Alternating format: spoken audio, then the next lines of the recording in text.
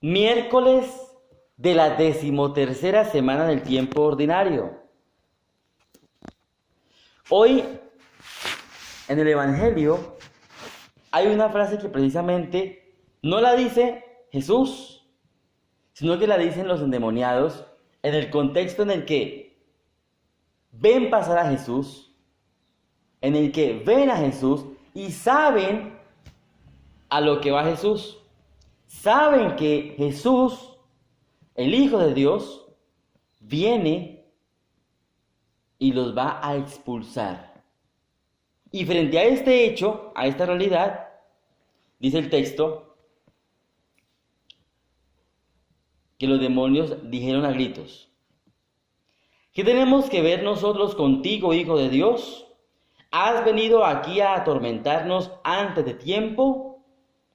Palabra de Dios. El demonio sabe cuán valioso es el tiempo. Cuán valioso y significativo es el tiempo. Lo sabe tanto que sabe que entre más tiempo le demos al demonio, más posibilidad hay de nuestra perdición, de nuestra condenación, de la condenación del mundo. El demonio sabe con claridad que el tiempo vale para la salvación o para la condenación.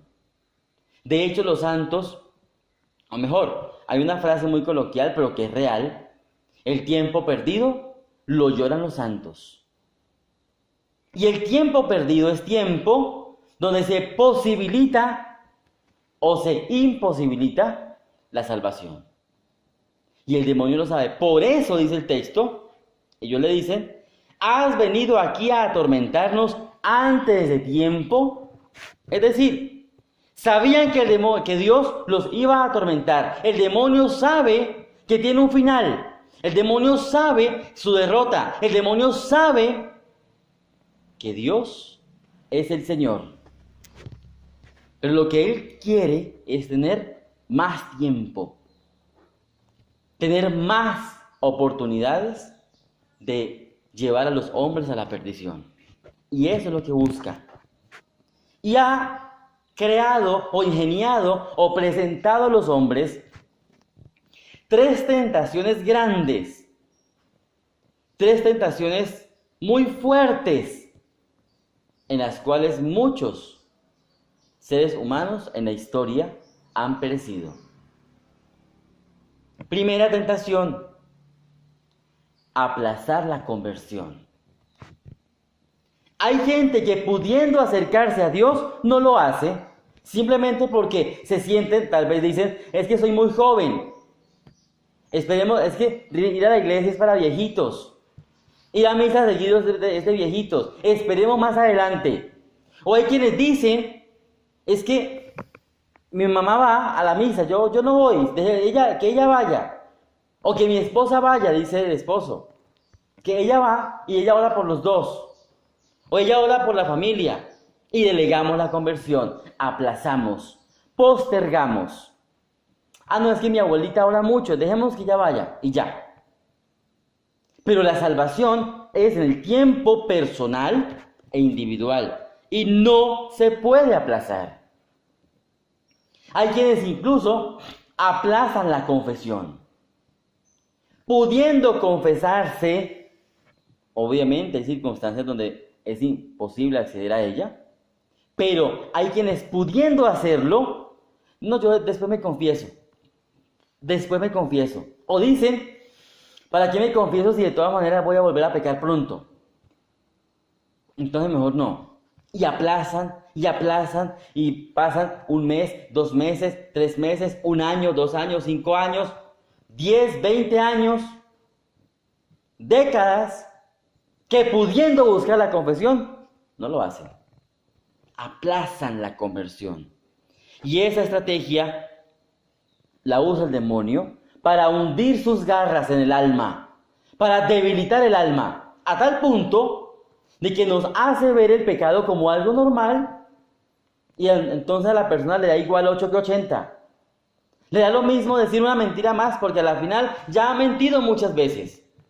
Le da lo mismo ser una vez más deshonesto, o robar una vez más, o ser infiel una vez más, porque igual ya lo ha hecho muchas veces. Y como le da igual, ¿qué más da? Un pecado más, eso ya. Y eso quiere decir que esa alma ya está contagiada o infectada de las garras del demonio. Se ha debilitado, se está perdiendo. Y cuidado, porque el demonio siembra sus raíces como de kikuyo. Y esas raíces como de kikuyo son aquellas que son largas, profundas, y qué difícil es romperlas, cortar con ellas, arrancarlas de raíz. Qué difícil es. Y entre más tiempo se postergue la conversión, más profundas son las raíces. Más la conciencia se hace relativa. Y eso es un peligro.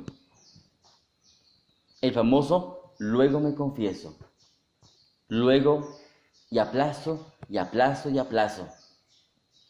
En el contexto de lo material, pues, le llamamos a eso procrastinar.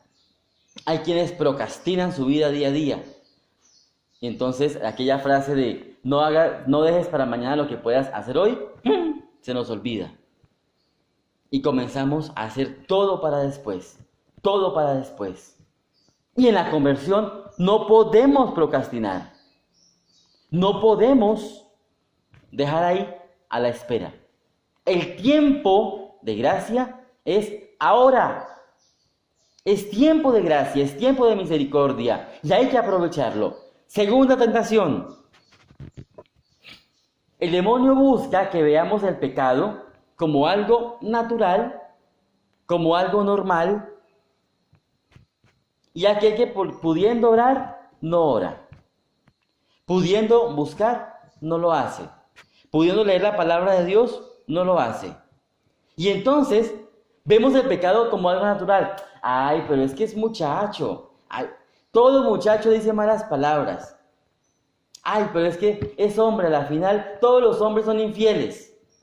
Y entonces se argumenta el pecado como si fuera algo natural y formara parte de la realidad del ser hombre o del ser mujer, del ser muchacho o muchacha. Y no es así. El pecado no forma parte de nuestra naturaleza humana en ninguna edad y en ninguna circunstancia. La tendencia al pecado, sí, llamada concupiscencia, dice San Pablo. Pero el pecado en sí mismo, nosotros no somos hechos o fruto del pecado. Dios no nos hizo con pecado en sí mismo. No somos hechos por el pecado, sino por Dios. Somos hechos para la vida eterna, hechos para la salvación. No podemos justificar el pecado como algo normal y natural. Y en el contexto del Evangelio, el entorno, el pueblo, ya se había acostumbrado a que los endemoniados estaban por allá, cerca del cementerio, dice el texto. Desde los sepulcros, 2 endemoniados salieron a su encuentro. Eran tan furiosos que nadie se atrevía a transitar por aquel camino. Palabra de Dios. La gente ya se había acostumbrado a que los demonios estaban allá, a los endemoniados ahí, y por eso pues no pasaban por ese lugar y listo. Le veían solución solamente a eso, de esa manera, evadiendo, como viéndolo de manera natural. Y resulta que el pecado, el demonio, no es natural al ser humano. No forma parte de nuestra naturaleza. Nosotros somos hechos a imagen y semejanza de Dios. Y eso debe estar claro. No podemos justificar el pecado. O tampoco podemos dejar o condenar a otros en el pecado. Ay, pero es que ya esa señora es así, chismosa, ella es así, ya así va a morir. Genio y figura hasta la sepultura. No, en el pecado no obra de esa manera. No podemos argumentarle a otra persona como si el pecado formara parte de su personalidad. Y qué triste es cuando se argumenta, y entonces vuelvo y digo, se dice, es que todos los hombres son iguales. No. O es que todas las mujeres son iguales. No. Porque la maldad no forma parte de nuestra naturaleza humana. Tercera tentación. Y es una tentación que es muy sutil, sumamente sutil. La pereza espiritual. La pereza para orar. La pereza para el día a día. Y a veces es tan sutil que poco a poco va ganando terreno. Y entonces, hoy no oro, hoy no leo la palabra de Dios, hoy no me encuentro con el Señor, hoy tengo sueño, entonces no voy a hacer el rosario, hoy no voy a sacar el espacio. Pero es poco a poco. Sí, poco a poco. Y la pereza espiritual hace que no nos formemos, hace que no nos capacitemos, que no nos catequicemos. Miren qué curioso, hay personas que muchas veces reclaman, y de hecho yo he escuchado, padre, pero es que no hacen un curso bíblico. ¿Dónde hacen un curso bíblico que le enseñen a uno? No hay quien lo catequiza a uno. Pero cuando uno abre un curso bíblico, cuando uno abre una posibilidad de catequesis, y se organizan los horarios y se establece un tiempo, aparecen las mismas 3 viejitas de siempre. No más. Porque no, hay gente que le da pereza formarse. Aparecen los mismos 3 de siempre. Obviamente no los estoy despreciando, no sientan que es que, entonces el padre no quiere las 3 viejitas de siempre. No me refiero a eso. Que sigan viniendo las viejitas de siempre. Pero, que vengan gente diferente, gente nueva. Porque mucha gente reclama, es que en la iglesia no nos catequizan, es que en la parroquia no nos enseñan. Pero cuando se abren los cursos, cuando se abre la oportunidad, no llegan. No llegan. Buscan excusas. Y entonces no se nutren espiritualmente, no se forman, caen en pereza espiritual. Pudiendo hacer el bien, no lo hacen. Hay gente, en este contexto, que se convierte en golosos o caen en el pecado de la gula espiritual. ¿Qué es eso? Que se nutren, se forman, va a un curso bíblico y allá llegan, las 3 viejitas de siempre. Un servicio, allá llegan. Una catequesis, allá llegan. Y se nutren, un curso de evangelización y ya ahí llegan. Bendito Dios que lleguen, qué bien. Pero, ¿su merced será que me puede ayudar con una catequesis para primera comunión? No, yo no tengo tiempo, yo no puedo. Pero yo no soy capaz. Pero acaso usted no hizo el SPAC, no hizo el cursillo, no hizo el retiro, no hizo esto, no es capaz. Y entonces, come información y contenido espiritual, pero a la hora de dar, no lo hace. No lo hace. Pudiendo hacer el bien, no lo hace. Pudiendo catequizar, no ayuda a la evangelización. Y entonces, por el argumento que sea, en este contexto, la pereza espiritual. Tal vez no tienes afán por Cristo y aplazamos las cosas, pero el demonio sí tiene afán por ti. Y eso lo vemos hoy día en muchas realidades. Se aprueba, no más se aprueba una ley y ya viene la otra. Se aprobó el matrimonio igualitario, ya vino la adopción, ya vino, y así sucesivamente. El aborto y muchas cosas. Y se busca aprobar y rápido. Hay afán y el demonio tiene afán.